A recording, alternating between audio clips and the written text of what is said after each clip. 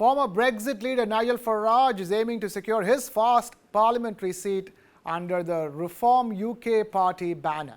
Confident with over a 50% chance of success, he believes his potential victory could mirror Marine Le Pen's impact on politics in France, shaking up the British political scene. Nigel Farage's supporters are out in full force in England's Clacton-on-Sea to ensure he wins his first ever seat in Parliament. Representing the right-wing Reform Party, Farage says a victory would shake up British politics in the same way that Marine Le Pen's National Rally is doing in France.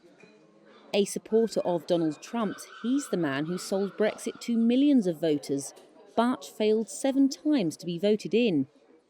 This time, Farage rates his chances of winning a seat in this seaside town at over 50%. We've been going a month and a day at full pelt with this. Getting millions of votes, we're going to do that. I'm certain of it. Getting some seats, I'm certain of it.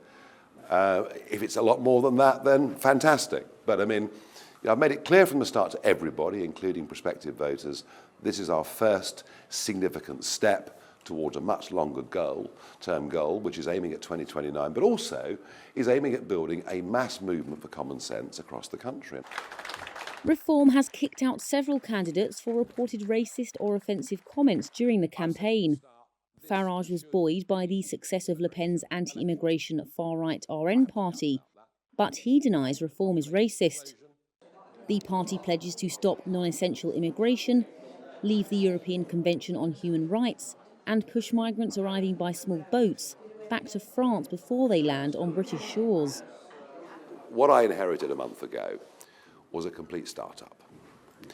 A lot of those candidates, as I now understand it, were kind of begged for at the last minute because they didn't have enough people, they didn't have the resources, the manpower to vet them. So have we got a few bad apples? Yeah, we have, rather like the Greens. Farage has always sought to smash the status quo in British politics, and his surprise about to turn a month ago to enter the election race as Reform's leader threw the ruling Conservatives into a panic. Until then, most had discounted the party's candidates as little more than a headache. But the Conservatives are divided after 14 years in power and forecast for an overwhelming defeat by Labour.